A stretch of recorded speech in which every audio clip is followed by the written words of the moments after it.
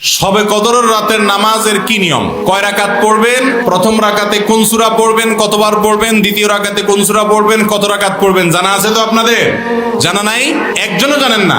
ইন্না লিল্লাহি ওয়া ইন্না ইলাইহি রাজিউন। হাজার হাজার মানুষের বিশাল সমাবেশ, আপনারা একজনও শবে কদর নামাজের নিয়ম জানেন না?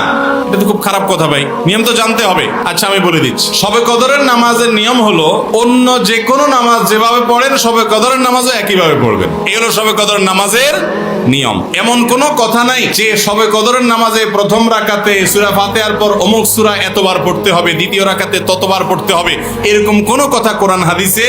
এগুলা মন গড়া বিভিন্ন সিস্টেম, বিভিন্ন পদ্ধতির কথা, বিভিন্ন আপনার বাজারে নামাজ শিক্ষার বই নামে অনেক বই আছে, সব বই না, কিছু কিছু বই আছে, এইসব বইতে শবে কদরের নামাজ এত রাকাত, প্রথম রাকাতের এই নিয়ম, দ্বিতীয় রাকাতের ওই নিয়ম, এরকম বিভিন্ন কথা বলা আছে। এগুলো সব ভিত্তিহীন, মন গড়া, এগুলো কোরআন হাদিসে নাই। কোরআন হাদিসে লাইলাতুল কদরে অন্য রাতের মতো আপনি নামাজ পড়বেন, একটু লম্বা সময় নিয়ে পড়বেন। যে কোনো রাতের নামাজ, তাহাজ্জুদের নামাজ লম্বা সময় নিয়ে পড়তে হয়, দীর্ঘ রাকাত, দীর্ঘ রুকু, দীর্ঘ সিজদা, আস্তে আস্তে তেলাওয়াত, আস্তে আস্তে তাসবিহ এবং সময় নিয়ে পড়বেন। দুই রাকাত করে পড়বেন। যে কোনো সূরা দিয়ে পড়তে পারেন, একবার পড়বেন না দুইবার পড়বেন সূরা ফাতিহার পরে সূরা, এটা আপনার ব্যাপার। কোন সূরা নির্ধারিত না। আপনি লাইলাতুল কদরের একটা জিনিস নির্ধারিত, সেটা হলো একটা দোয়া হাদিসে বর্ণিত হয়েছে। আম্মা জানা আয়েশা রাদিয়াল্লাহু তাআলা আনহাকে নবী করিম সাল্লাল্লাহু আলাইহি ওয়াসাল্লাম শিক্ষা দিয়েছেন, তুমি যদি লাইলাতুল কদর পাও তাহলে দোয়া করবা। কি দোয়া? আল্লাহুম্মা ইন্নাকা আফুউন তুহিব্বুল আফওয়া ফাআফু আন্নী। আল্লাহ আপনি ক্ষমাশীল, ক্ষমা করতে ভালোবাসেন, অতএব আমাকে ক্ষমা করে দেন।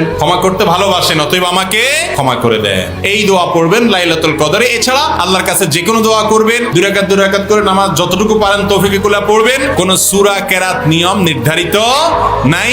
সারা রাত আপনি দোয়া করবেন, ইবাদতবন্দি করবেন।